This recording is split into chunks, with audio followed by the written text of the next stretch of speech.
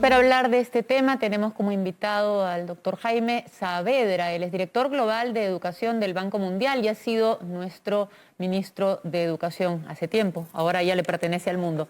Muy buenas noches.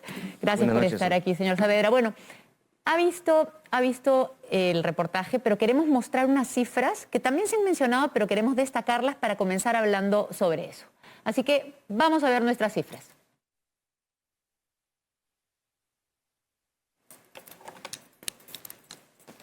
Ahí tenemos, de locales educativos que necesitan reparación, tenemos el 39%.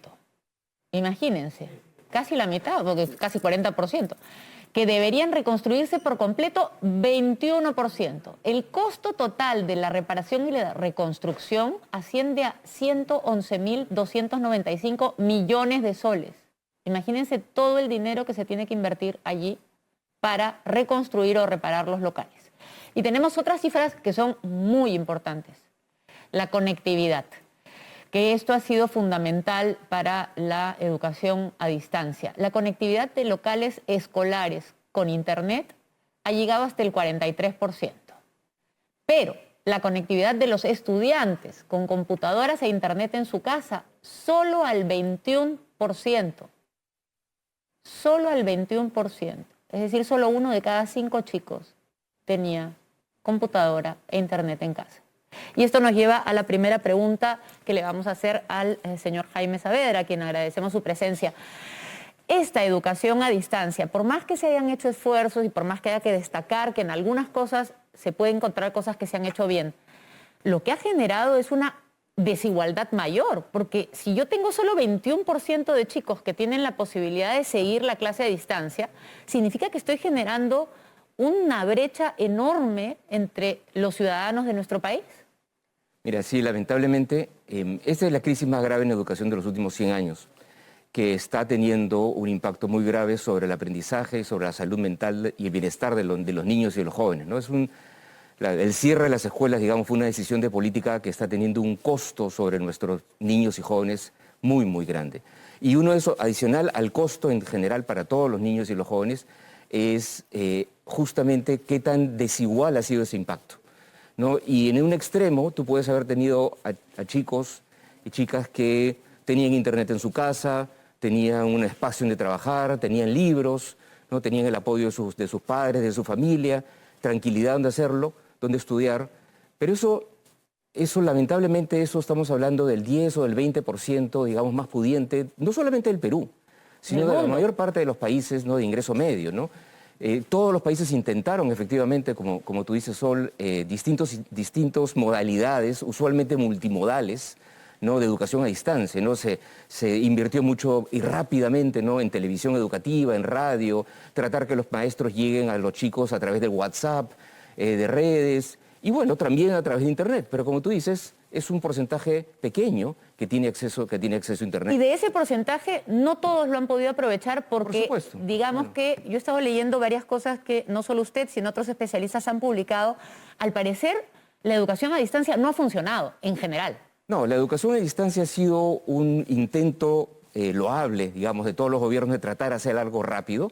Ha sido un paliativo, pero es muy claro 2 años después que ha sido un paliativo que ha reemplazado de una manera muy, muy parcial, inclusive en los mejores casos, inclusive en los casos de los chicos que tenían acceso a internet, a materiales, etcétera, respecto a la educación presencial. De lo que surge la primera conclusión, que es que hay que volver a clases de todas maneras. Hay que volver a clases lo antes posible, si no corremos el riesgo de una generación perdida, ¿no? Y lamentablemente América Latina junto con Asia del Sur son las 2 regiones del mundo en donde estos cierres escolares han sido extremadamente largos. Se dice que se ha hecho una medición de un concepto que se llama algo así como pobreza de aprendizaje. Pobreza de aprendizaje. Sí. Y que eso se ha incrementado tremendamente en nuestra región, en el Perú, que es uno de los peores países en el sentido de que más tiempo ha estado fuera de clases, debe haber crecido enormemente. ¿Qué cosa es la pobreza de aprendizaje y por qué es tan grave? Mira, inclusive antes de la pandemia, yo ya te hubiera dicho que estábamos viviendo una crisis de aprendizaje,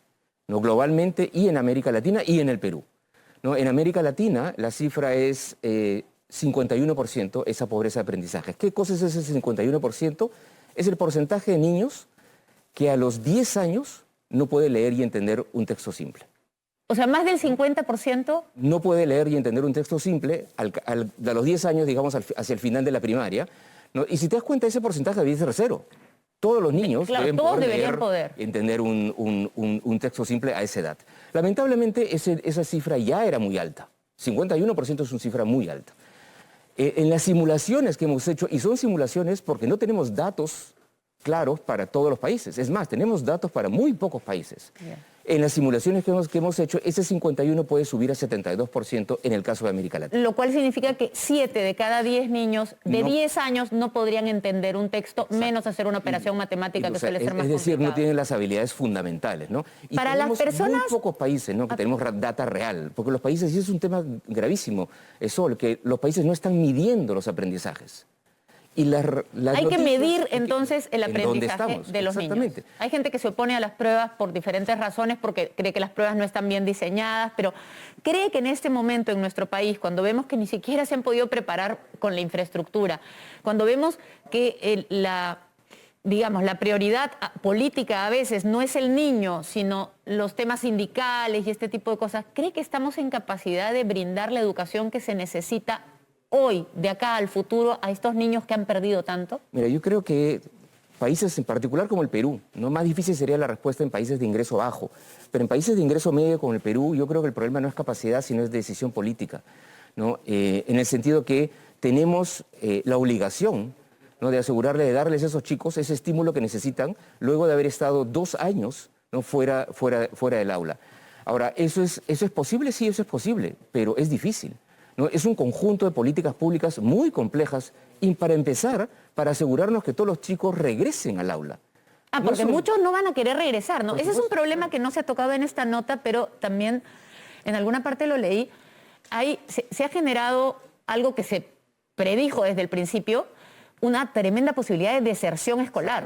Sí. Chicos que nunca van a regresar al colegio. Y eso ya se está viendo en países que ya han abierto, ¿no?, que las escuelas abren y no necesariamente, particularmente en la secundaria, no necesariamente los chicos regresan. Porque ya se pusieron a trabajar. Exactamente, chicos que, chicos que uno ya estaban medio desconectados del sistema educativo y después de 2 años se desconectaron completamente, o que están trabajando. Y justamente por las crisis económicas que vemos en los países como consecuencia de la pandemia, se ven en la necesidad de trabajar. Entonces sí se necesita un trabajo muy proactivo, ¿no?, por un lado de comunicación. O sea, hay que hacer una campaña para que los chicos vuelvan al colegio. Por supuesto, uno se necesita una cruzada para que asegurarse, uno, que los chicos regresen a la escuela, ¿no? Y eso es algo que se tiene que hacer a nivel general, comunicacionalmente, y también a nivel de cada una de las escuelas, trabajando con los vecinos, digamos, de cada localidad, ¿no? Y además me imagino que se tiene que adaptar la currícula o algo, porque ¿cómo recibo yo, por ejemplo, a un chico en tercero de media con el plan antiguo de tercero de media, cuando ha estado encerrado 2 años y nadie sabe qué aprendió y qué no?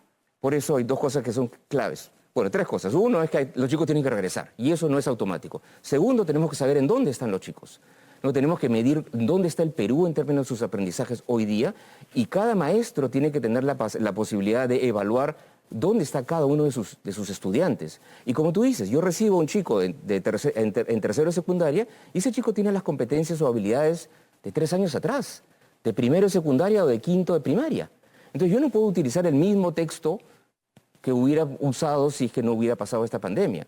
Entonces justamente desde el punto de vista pedagógico, los profesores tienen que ser apoyados para que puedan adaptar el proceso de enseñanza y aprendizaje al nivel que los chicos están hoy día, dado lo que han perdido, lo que se han olvidado y lo que no, digamos, lo que sencillamente no pudieron recibir. No recibieron, ¿no? Me queda claro que para todo esto lo que se necesita es gente muy dedicada y sobre todo muy capacitada, ¿no? Y muy comprometida, a todo nivel. Este conjunto de políticas públicas que se necesitan para poder rescatar esta generación son factibles, pero son complejas.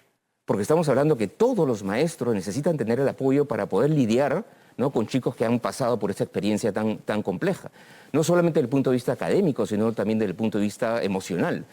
Entonces, sí es importantísimo que desde la escuela, en el caso del Perú, las UGELes, el ministerio, ¿no?, sí, efectivamente, ¿no?, necesitas una capacidad de implementación y de diseño de políticas de manera urgente, ¿no? Que implica el asegurar de que nos convoquemos a los mejores profesionales de todas las disciplinas para poder tanto diseñar como implementar urgentemente lo que nuestros jóvenes y nuestros niños necesitan, ¿no? Hay gente que aún tiene este miedo generado por el COVID y creo que en ese sentido quizá nos podría ayudar a conocer un poco de las experiencias o estudios que se han hecho en el extranjero.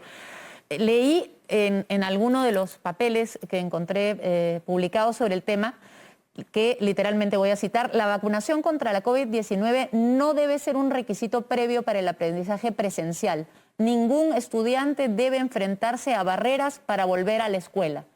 ¿Usted coincide con esto? Sí, sí, sí. Nosotros hemos escrito sobre ese tema también, ¿no? Porque en algunos sistemas educativos decía, bueno, hay que esperar a que todos estemos vacunados, ¿no? Claro. Bueno, felizmente ya la vacunación de los maestros ya avanzó en muchísimos países. Y de los niños ya empezó. Y de los niños ya empezó, pero si tú lo ves bien, en los países que empezaron a abrir sus escuelas, inclusive al final del 2020 y al comienzo del 2021, lo empezaron a hacer siendo ya conscientes de los inmensos costos sobre los chicos, inclusive cuando no todos los maestros estaban vacunados. Y los chicos no estaban vacunados. Y los chicos, por supuesto, que no estaban vacunados. Y al final ha resultado bueno.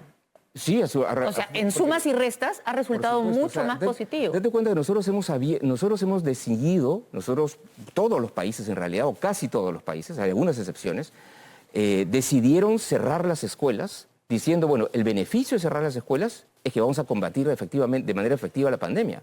¿Y no resultó? Y resulta, lo hemos visto luego ya a lo largo, bueno, al comienzo navegábamos en un mar de ignorancia, entonces no sabíamos cuáles eran las características de esta pandemia, pero a lo largo del tiempo ya se ha encontrado que los sistemas que abrieron las escuelas más rápido, ese hecho de abrir las escuelas no tuvo un impacto sobre el proceso, ¿no?, de infección como consecuencia de este... A eso me refería con las experiencias de otros. No, justamente... Nos permiten entonces decir que hay que reabrir las escuelas, aunque no todos los niños estén vacunados. Sí, ahora podemos darnos el lujo de decir, bueno, asegurémonos que todos los maestros estén vacunados, ¿no? Pero no es necesario que todos los niños estén vacunados. Hay un tema también que tiene que ver con los beneficios laterales que recibían los niños, además de la educación en las escuelas, sobre todo las más pobres, y que también se ha visto a nivel mundial, y que tienen que ver con alimentación y soporte de salud mental. Sí. Espacio seguro que les permitía a veces refugiarse de violencia en la casa, y en muchos lugares había alimentación.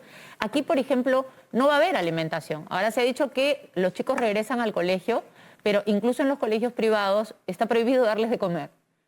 ¿Se ha hecho algún estudio sobre eso en alguna oficina? Sí, mira, sí... es exactamente, yo te diría, al revés, ¿no?